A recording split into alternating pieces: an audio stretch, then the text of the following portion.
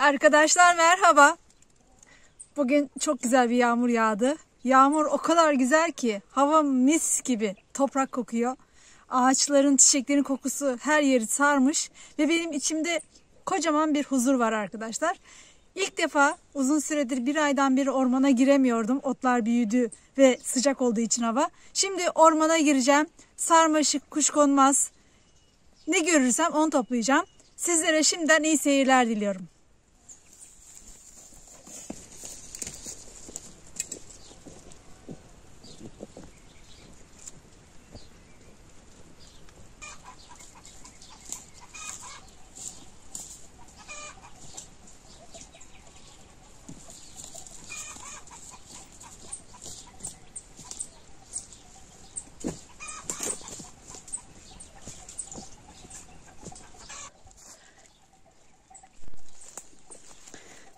Evet, şimdi ormanın derinliklerine doğru gidiyorum. Hiçbir korkum yok. Domuz yok. Yılan yok. Bakın arkadaşlar, şu ağacı ben, armut ağacı, yine 10 yıldan fazla oldu. Aşılamıştım. Fakat böyle ormanın içinde olduğu için büyüyemedi. Bu yıl karar vermiş artık büyümeye. Bu yıl karar vermiş. Bayağı büyüdü birden. Serpildi. Şöyle ormana gittiğiniz zaman da yağmur yağdığını görebilirsiniz yapraklardan. Zaten bugün hava yağmurlu. Şimdi ilk hedefim sarmaşık, kuşkonmaz.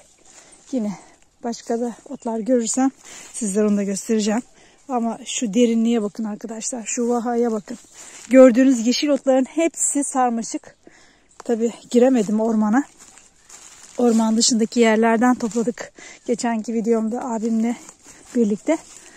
Şimdi bunlar büyümüşler. Çiçeklerini açacaklar neredeyse ama tabii alttan gelen sürgünler var. Onları toplayacağım ben.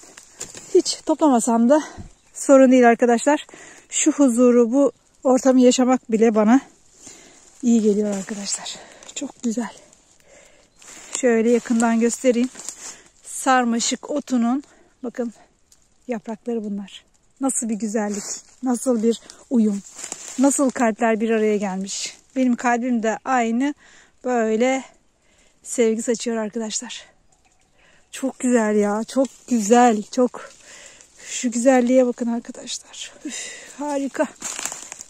Bayılıyorum şu doğal ortamlara.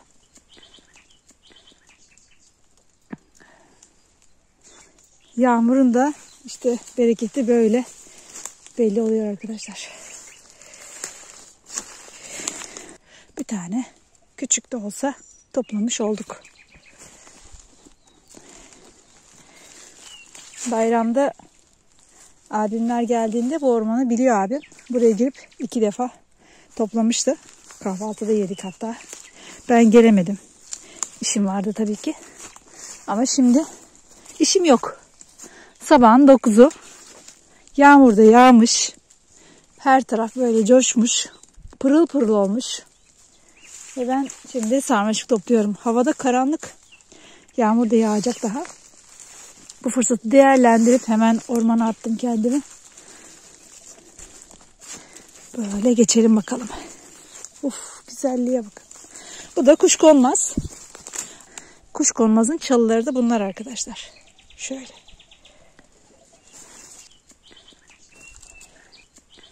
Duyuyorsunuz kuş seslerini. Onlar da coşmuşlar. Gerçekten bugünlerde kuşlar da çok mutlular. Doğanın bu güzelliğine kayıtsız kalamıyorlar arkadaşlar. Bakın burada da yine var. Şu araya gireyim. Burası biraz karaçalıların olduğu yer. Hep sağımızın solumuzun takıldığı yerler. Üzerime de ben böyle dikenlerin işlemediği bir kot ceket giydim. Fazla takılmasın diye. Yün kazaktır, böyle örme kazaklar, narin kazaklarla girilmez buraya. Havada soğudu eskiye göre. Aa, çok güzel. Minicik bir burada menengiç çalısı çıkmış arkadaşlar. Tohumdan bu çıkmış. Bunu aşılayıp Antep fıstığı yapılabilir. Böyle bir özelliği vardır menengiç çalısının. Kuş sesleri şahane. Orman da şahane. Bakalım şuradaki Şahane sarmaşığı toplayabilir miyiz? Toplayamayız. Çünkü tohum bağlamış. Tohum bağlamış. Yeşil yeşil tohumları olmuş. Daha Nisan ayındayız. Nisan'ın ortaları. Ne kadar çok var. Ne kadar çok sarmaşık var.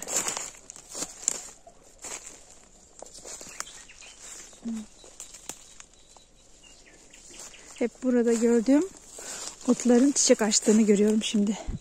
Birazdan size göstereyim ama şu sarmaşıkların yeşilliğine bakın. Uf. Bakalım şunu indirelim aşağıya. Ne gelecek bize? Bakın şöyle aşağıya doğru asılmamız gerekiyor. Şöyle ucunda sarmaşık var ama pek keyifli değil. Yani kartlamış. Olsun. Şu macera bile bana yetiyor arkadaşlar. Harika. Amazon ormanlarında hissediyorum kendimi. Ranunculus cinsi düğün çiçeğigiller. Bunlar düğün çiçeği. Fakat çiçekleri yağmurdan dolayı kapalı. Çok güzel bir sarı çiçekleri vardır bunun da. Şöyle. Zehirli olan türlerden biri diyebiliyorum Ranunculus. Nitekim arpa salibi otu da aynı familyadan. Bu da çok güzelmiş. Bunu toplayalım birazcık. Bu da Rumex türlerinden. Şöyle alalım. Kuzu kulağı otu arkadaşlar. Biliyorsunuzdur artık. Şöyle birazcık alayım. Çiçek açmış. Bakın şöyle salınuyor çiçeklerini. Sepetimize azıcık kuzu kulağı koymuş olduk. Kahvaltıda yemek için. Şimdi şuralar boştu. Fakat bakın şöyle ormanın, meşelerin yapraklarıyla kaplanmış bile. Geçelim. Of, harika. Şimdi şöyle buralarda da çok fazla olurdu. Bu yıl gelmediğim için de büyük kayıp hissediyorum kendimde. Nasıl gelmem, ben bu ormandan sarmaşık toplamam. Evet, şunu da alalım.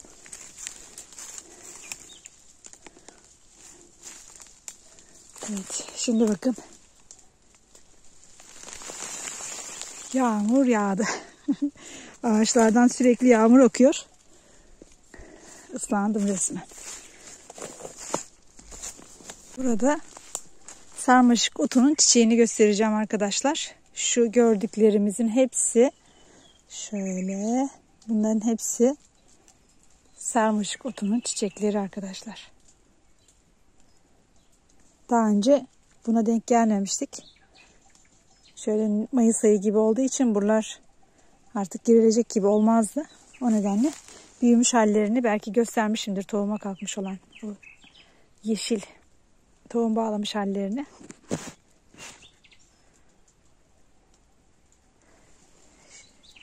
En azından çiçeklerini gösterme fırsatım oldu.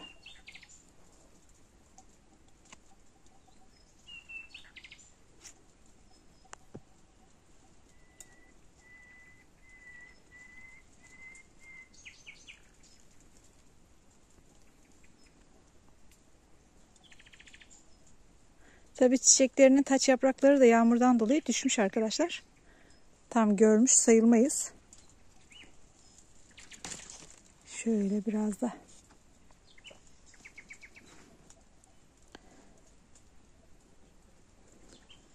güzel bir çiçeği var. Çok fark edilmese de, dikkat çekmese de sarı bir çiçeği var.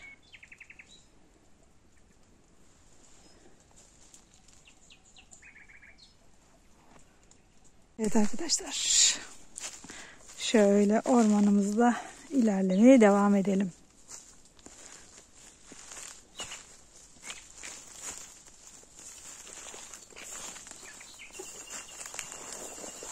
Hafif hava açtı. Aydınlandı. O da iyi oldu. Yine şöyle göstereyim. Meşenin dalları üzerinde sarmaşık otumuz. Yapraklarını tanımanız bile önemli. Bakın. Çok güzel bir yaprağı var. Şöyle. Şahane bir yaprak şekli var. Yine peyzaj mimarisinde sürekli böyle yaprakları duruyor olsa kullanılacak bitkilerden bir tanesi. Zaten günümüzde peyzaj mimarisinde kullanılan bitkilerin çoğu böyle yabani olup daha sonra yetiştirilen bitkiler. Biraz da kültüre alındıktan sonra formları daha iri, gösterişli hale gelmiş. Gidiyoruz. Bakar mısınız ne kadar çok sarmaşık var. Gerçekten kendimi Amazon ormanlarında hissediyorum. O ruhla dolaşıyorum şu anda.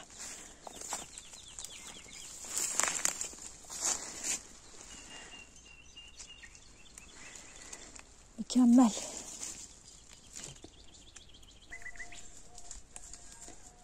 Gel benim güzel kızım. Burada gördüğüm şu güzel sarmaşığı toplayayım. Bakın ama duruşuna, asaletine bakın arkadaşlar. Şöyle göstereyim. Nasıl bir asil duruşu var. Kaçma güzelim, kaçma.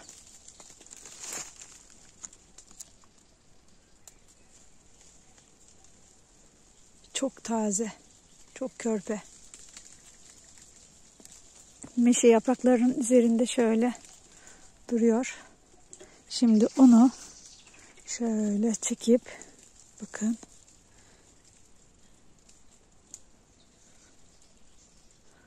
Koparacağım.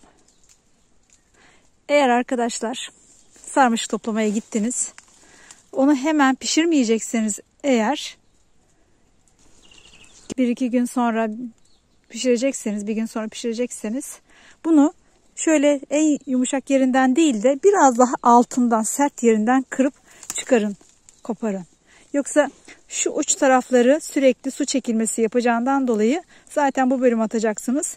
Eğer taze yerinden kırarsanız yine o su çekilmesi olduğu için ancak size şu kadarcık bir kalacak yemeniz için. Onun için bekletecekseniz onun sapını uzun kırmanız gerekiyor. Evet. Şimdi burada da bir tane var. Karaçalıya dolanmış. Biraz daha küçük ama güzel. Bunu da alalım. Bakalım. Burası zaten çok toprakları verimli. Tam dere yatağı arkadaşlar. Dediğim gibi sarmaşıklar hep dere yataklarında olur. Şunu da çekelim. Bakın ucu nerede? Fakat ben nasıl asılıyorum. Bakın. Böyle zaten geliyor. Ben bunu bugün yiyeceğim için çok fazla dipten toplamam gerekmiyor. Şimdi gelelim şöyle. Şuraya girelim. Burası sanki böyle bir şey gibi. Çocukken böyle kuytu köşeleri gördüğümüz zaman evcilik oynamak için yer olarak seçerdik. Burası da bana onu hatırlattı. Ve tabii kuzu kulakları da var. Toplayalım. Toplayalım. Zaten havalar şimdi yine düzeldikten sonra otlar iyice kuruyacaklar. Sıcaklar bastırdığı için.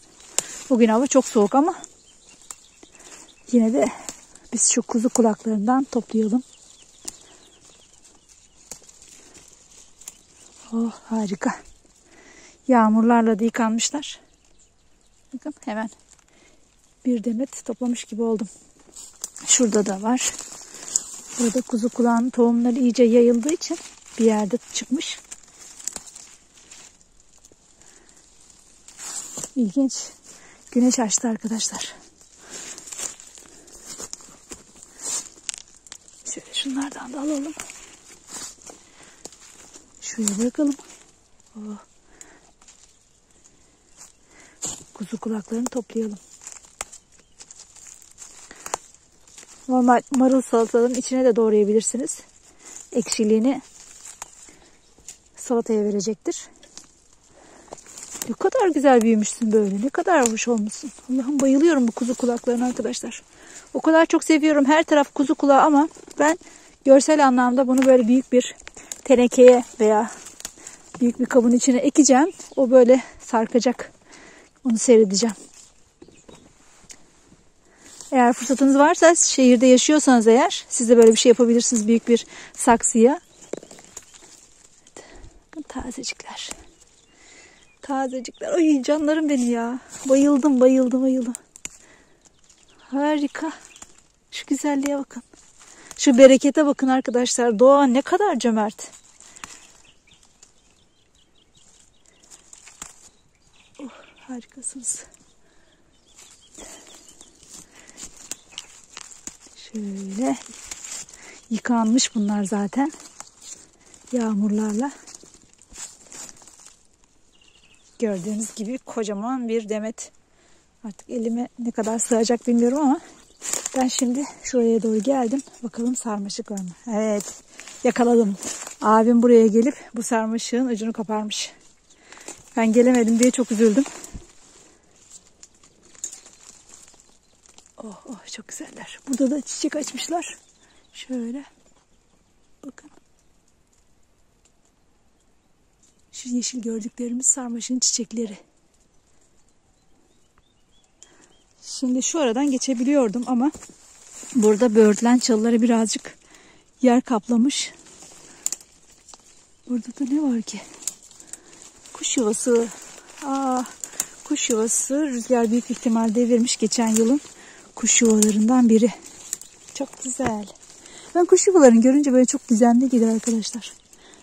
Baksana, bu şeyleri de toplamışlar böyle. Naylon parçalarını da toplamışlar. Şöyle çevireyim. Evet. Bakın. Şöyle büyük bir ihtimal yukarılarda olabilir. Ağacın tam tepelerinde.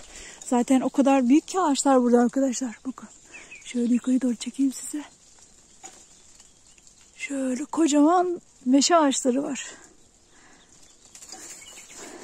Şunu da çekelim.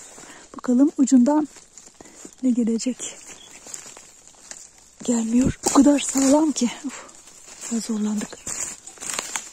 Evet. Geldi bakalım. Evet, kartlamış. Ucu da kartlamış bunlar. Toplanmaz. Neyse. 2-3 tane de bulduk. Beni mutlu etti. Önemli olan da bu. Zaten bayramda yemiştik. Şifasını da aldık. Evet. Şöyle yavaş yavaş geçiyorum. Geçtim. Şimdi sepetime kuzu kulaklarını koyalım. Sarmaşıkları da koyalım. Yanıma eldiven de aldım, bıçak da aldım, telsizimi de aldım. Her şey yanımda var. Şöyle tık. Meşe yaprağının şu dalları ne kadar güzel büyümüşler. Bakın.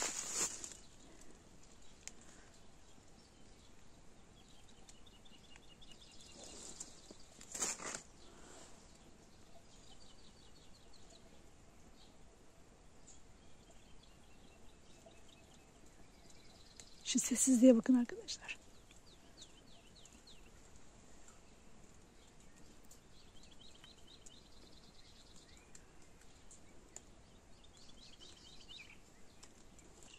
Şunları alalım. Az da olsa. Yağmurdan sonra yine bunlar çıkacaklar. Çünkü sıcaklardan dolayı genelde tohuma kalktılar. Yaz geldi, havalar ısındı diye. Evet arkadaşlar, yakın zamanda tanıttığım çatlak çanak otu. Bakın. Çatlak çanak otunun çiçekleri yine böyle. Şöyle hemen kök kısmını da göstereyim. Bakın. Nasıl güzel büyümüş. Böyle kuytuda ve ormanın gölgesinde olduğu için de çok güzel büyümüş ve yağmurdan dolayı da yere yatmış arkadaşlar. Tabii sarmaşık da onu sarmış. Bakın. Böyle. Onu kullanmış. Biz de sarmaşığı topladık zaten. Böyle. Evet. Bu da güzel. Bu da ilginç bir sarmaşık oldu. Çok güzel. Oh, ne kadar varmış. Buralarda gördüm şimdi. Arkada da varmış. Oh, bu da çok güzel. Bakın. Çok güzelsiniz. Şöyle ben biraz. Oo, bayıldım. Ay canım. Bayıldım sana. Harikasın. Gerçekten çok güzelsin. Harika. Uf, bayıldım. Şimdi şöyle çok narinsin. Çok tazeymiş. Çıt diye kırılıyor diyor hemen.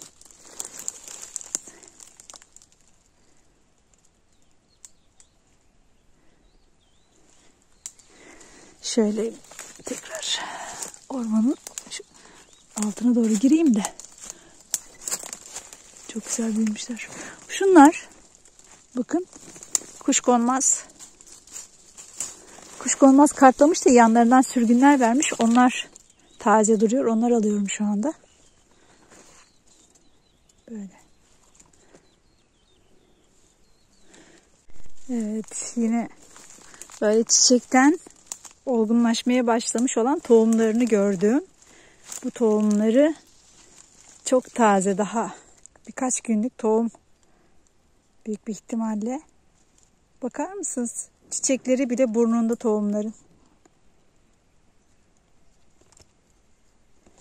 Çok güzel olmuşlar. Bunlar daha sonra büyüyecek böyle boncuk gibi olacaklar arkadaşlar. Bu tohumlar yayılınca her yer sarmaşık olacak. Bakın çiçeklerine yine ne kadar güzeller. Yaprakları zaten daha da güzel. Kalbim benim.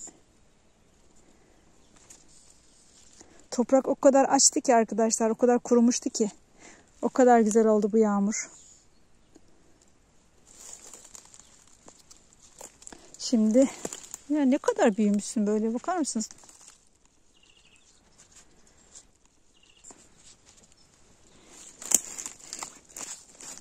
Şurada yine gördüm. Onu da alalım. Bu da tazecik, daha yeni çıkmış bir sarmaşık. Şuralarda da yine görüyorum. Tohum bağlamışlar. Şunu da alalım. Şöyle. Şu bölge şu anda emniyetli, fakat havalar sıcakken burası en tehlikeli yer. Buralara giremiyorum. Şuraya bakın. Rüzgar böğürtlen çalısını bile koparıp attırmış. Bakın şöyle. Her şeyi kırdı geçirdi resmen. Burada taze sürgün var mı? Ona bakıyoruz.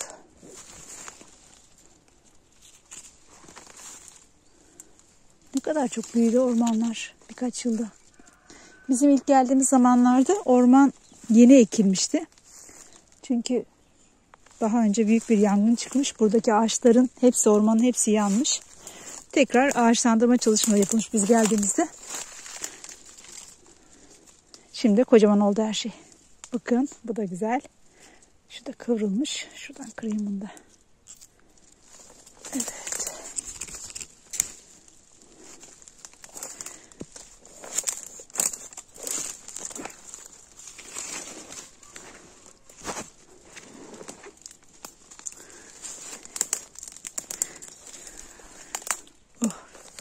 Çok iyi geldi şu orman gezisi.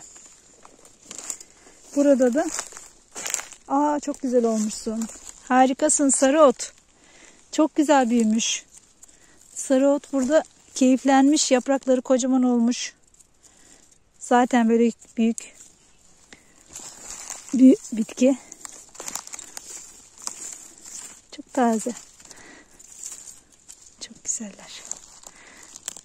Burada çok fazla görmüyorum. Biraz aşağılarda var. Buraya bir tohum gelmiş. Bakalım bu da büyüsün. Bu da arkadaşlar tüylü acımık otu. Tazecik. Geldik boş bir alana. Burada da sarmaşıklar yerlerde bitiyor arkadaşlar. Şuraya sepetimi orta yere bırakayım. Şuranın tadını çıkaralım. Toprağın içinden böyle sarılmadan kendi başına çıkıyor.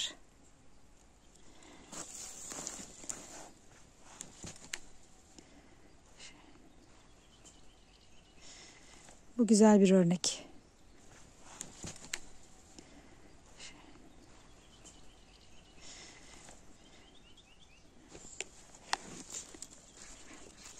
Evet. Dibindekini de kıralım. Bakın Şuralarda yerleri yatmış. Çünkü sarılıcı bir bitki olduğu için mutlaka bir sarılacak bitkiye ihtiyaç var. Bu da çok güzel olmuş bir kuzu kulağı.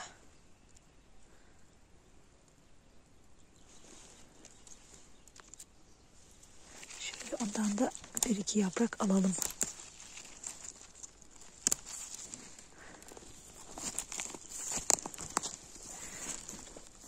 Bu da lavada arkadaşlar.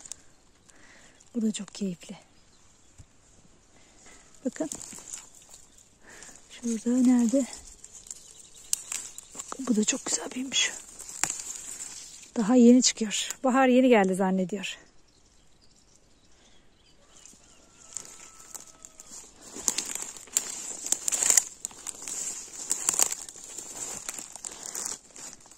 Bunlar da böyle tohumları. Yine tekrar göstereyim.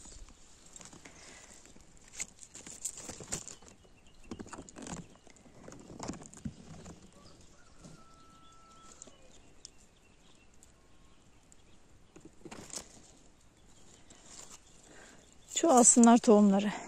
Burada yine çatlak çanak otu var. Bakın şöyle. Zaten çatlak çanak otunu arkadaşlar ben şuradan topladım. Şu meşe ağaçlarının hemen dibinde yolun kıyısı yükseklik. Oradan topladım. Yani oradan tohumlar çok yayılmışlar. Ormanın içine bile gelmiş yani. Karaçalılarda yeni çiçek açmaya başlayacaklar. Bunlar sapsarı çiçek açıyor sonra. Şu da yabani havuç bitkisi arkadaşlar. Şu güzelliğe bakın. Şu görkeme bakın. Şöyle göstereyim. Ne kadar büyüdüler. Ne isterseniz var. Zaten kuzu kulağı da çok.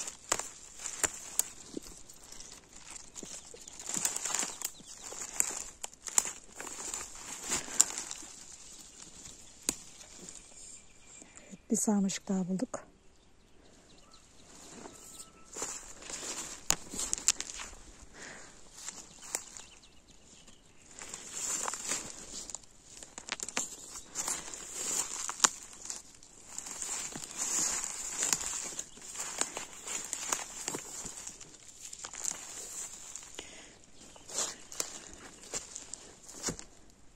Bunlar da arkadaşlar gül atımı çiçekleri.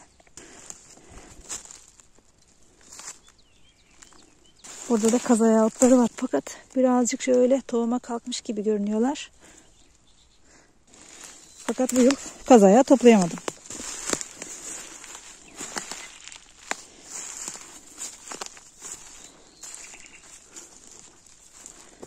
Evet. Ay ne kadar güzel. Ne kadar güzel bir kuzu kulağı. Ne kadar büyümüş. Maşallah. Sürgün vermiş.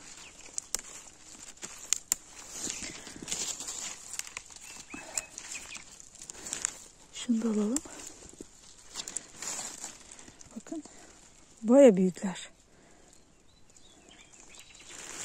Bakın şurada da kazaya otları artık kartlamaya başlamış arkadaşlar. Şöyle çiçek açacaklar neredeyse. Evet. Gördüğüm kazaya otları, çatlak çanak otu. Bunun dışında şu kuşkonmaz çalışsının dikenli hali. Ama yumuşacık. Bu yılki sürgün herhalde ki hiç böyle ele batmıyor. Normalde ele batar. Çok serttir. Ve bunlar da tohum bağlamaya başlamışlar. Evet arkadaşlar, yağmur başladı. Şu çiçeklerin güzelliğine bakın arkadaşlar.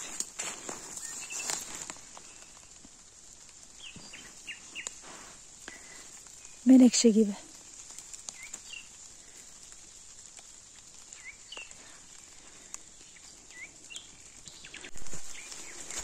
Evet arkadaşlar, yağmur çoğalmaya başladı. Ben tekrar geri dönüyorum. Ama şu güzellikleri de size göstereyim. Şu anda çok ıslanma yok. Yalnızca yaprakların üzerinden düşen yağmurlar beni ıslatmıştı. Şuradan geçelim.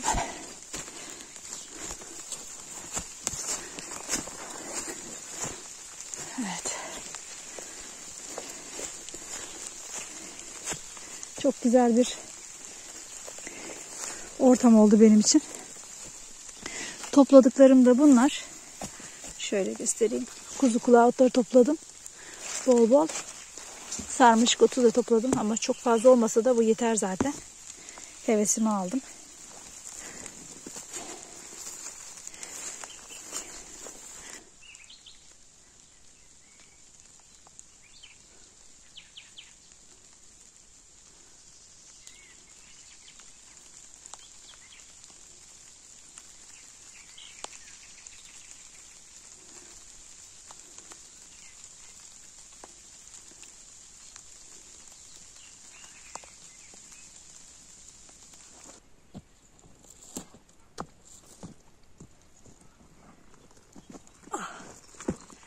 Arkadaşlar çok güzel bir ortamdı. Bayıldım.